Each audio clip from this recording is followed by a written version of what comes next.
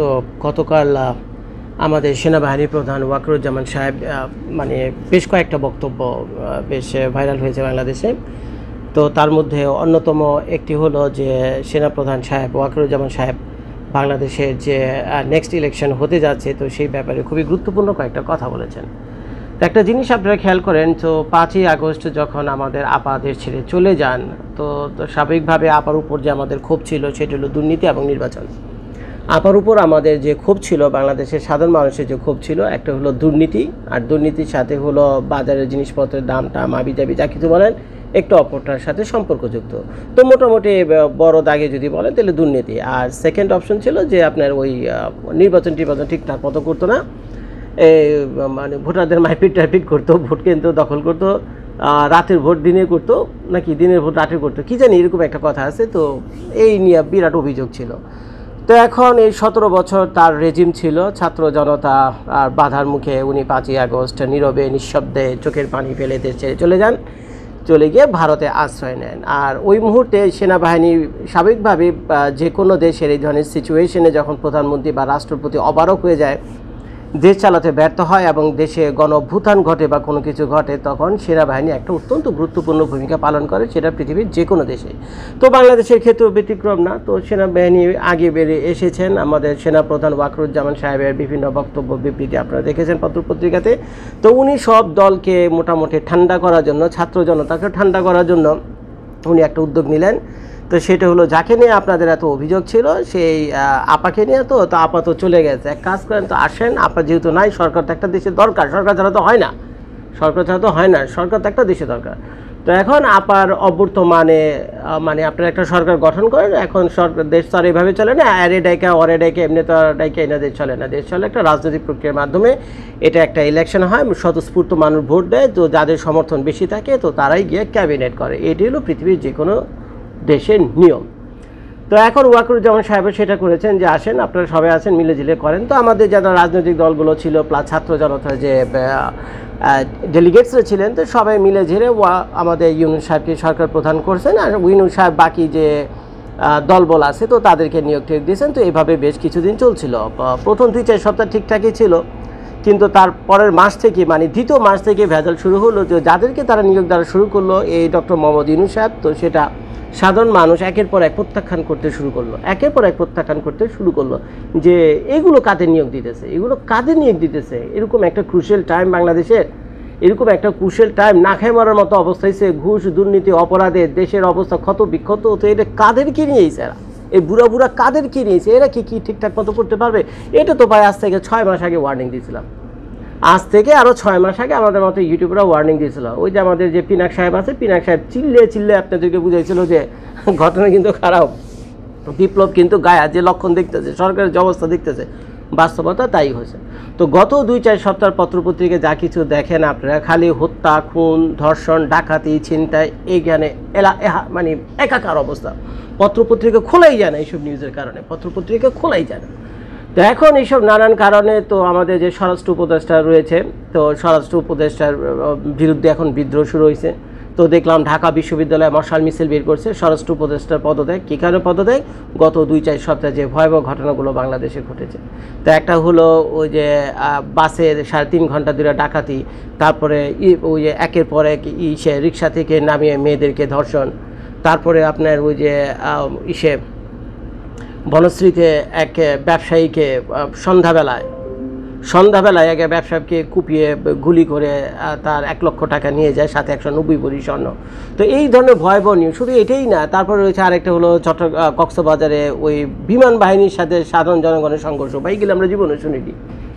বিমান বাহিনীর সাথে সংঘর্ষ হতে পারে ছাত্র জনতার, বিমান বাহিনীর সাথে এই সাধারণ জনতার সংঘর্ষ হতে পারে, এটা ভাই আমার লাইফে জীবনে শুনিনি। আপনারা যারা ভিডিওটা দেখতেছেন তারা একটু পারলে কমেন্ট করে জানেন এটা কি শুনছেন নাকি? বিমান বাহিনী আর নৌবাহিনীর সাথে সাধারণ জনগণের মারপিট। কিন্তু এই বর্তমান যে অন্তর্বর্তীকালীন সরকার রয়েছে, ইন্টারিম গভর্নমেন্ট রয়েছে, তার আমলে আমরা সেগুলো দেখলাম।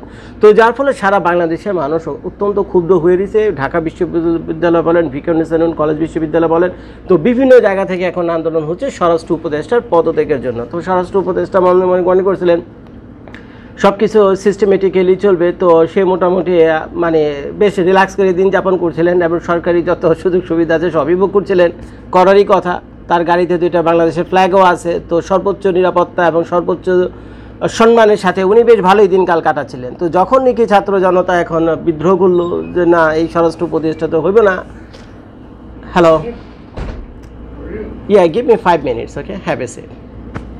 তো ছাত্র জনতা যখন বিদ্রোহ করা শুরু করলো যে না, এই উপদেষ্টা দিয়ে তো হবে না, তো এখন তার পদত্যাগের জন্য বিরাট আন্দোলন শুরু হয়েছে, তখন দেখলাম আমাদের প্রধান উপদেষ্টা রাত 3:30 বাজে গিয়ে কী করলো, এক সাংবাদিক সম্মেলন করলো 3:30 বাজে। তো সাংবাদিক সম্মেলন করে কি বললো যে হ্যাঁ না, আর সোমবার থেকে তেমন কিছু ঘটবে না, আমরা আরও 3টা নতুন বাহিনী নামাইতেছি। তো এর ভিতরে আপনারা জানেন যে বাংলাদেশে একটা অভিযান চলতেছে, সেটা হলো কি বলে এটাকে, ওই যে ডেভিল হান্ট একটা ঘটনা ঘটতেছে না বাংলাদেশে, মানে অপরাধী, চিহ্নিত অপরাধী ধরে ধরে শাস্তি দেওয়ার একটা সিস্টেম চালু করছিল মানে সরকার।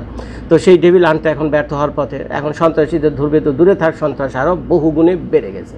তো যার ফলে স্বরাষ্ট্র উপদেষ্টা তার নিজের বিপদের কথা ভেবে এখন এই নতুন সরকারের যদি এই যে 14টা উইকেট আছে, 14-15টা উইকেট আছে, মানে এক একজন উপদেষ্টা যদি এক একটা উইকেট হয়, তাহলে এই 7 মাসের মাথায় যদি একটা উইকেট পড়ে যায়, তাহলে তো বুঝেনি একটা বিরাট বিপজ্জনক অবস্থা এই অন্তর্বর্তীকালীন সরকারের মান সম্মান এবং ইজ্জতের প্রশ্ন। তো যার ফলে তার ইজ্জত রাখার জন্য 3:30 মাসে মিটিং টিটিং করে এক্সট্রা তেমন কোনো ইন্টারেস্টিং কিছুই বলেনি। উনি সোমবার থেকে দেশে শান্তি শৃঙ্খলা করবেন, সব ঠিকঠাক হয়ে যাবে, এগুলি বলে নিশ্চিত করে এরা মোটামুটি সাংবাদিকদের বলছেন। তো আজকে তো সোমবার বাদে আজকে মঙ্গলবার হয়ে গেল।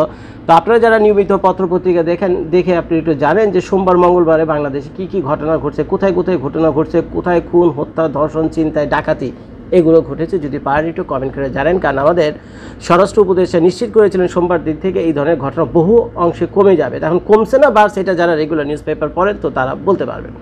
এবার আসেন আমাদের সেনাবাহিনী প্রসঙ্গে। এখন স্বরাষ্ট্র উপদেষ্টা তো গেল, এখন সেনাবাহিনী মনে করেছিল 5ই আগস্টের পর যেহেতু সরকার ম্যাডাম নাই, আপা নাই, তো আপাতত তো তারা দ্রুত নিজেরা বসে তাদের মূল টার্গেটই হলো যে একটা শান্তি সুশৃঙ্খলভাবে একটা নিরপেক্ষ ভোট করা, যেটা আপার আমলে কোনোভাবে হওয়া সম্ভব ছিল না, যেটা বাংলাদেশের জনগণের দাবি।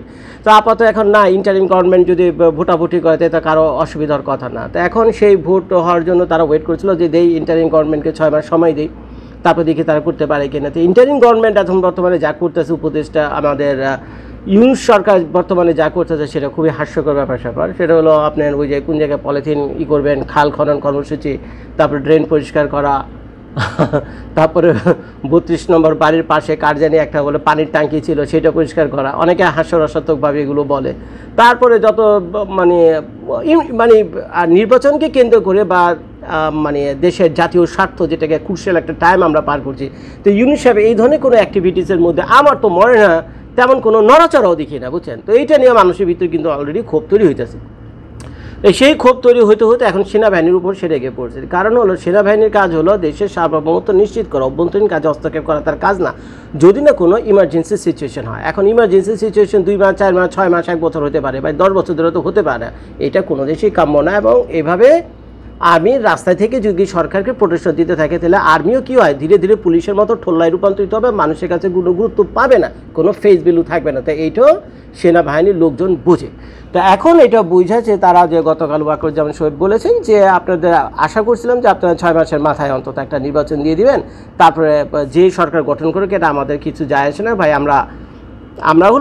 আমরা হলো ইসের লোক, আমরা হলো মানে সেনাবাহিনীর লোকজন, বুঝছেন। আমাদের কাজ হলো দেশের বর্ডার পাহারা দেয়, আমাদের লোক সাধারণ মানুষকে পিটানো, ধরানো, গুলি করা, বা আমাদের হাত থেকে যদি একটা গুলি বের হয় এবং কেউ যদি মারা যায়, তো এটাই আমাদের জন্য একটা বিরাট লজ্জার ব্যাপার, তাই না, বিরাট প্রশ্নের মুখে পড়ে। তো এটা আমাদের কাজ না, এটা অভ্যন্তরীণ শান্তি শৃঙ্খলার কাজ হলো পুলিশে।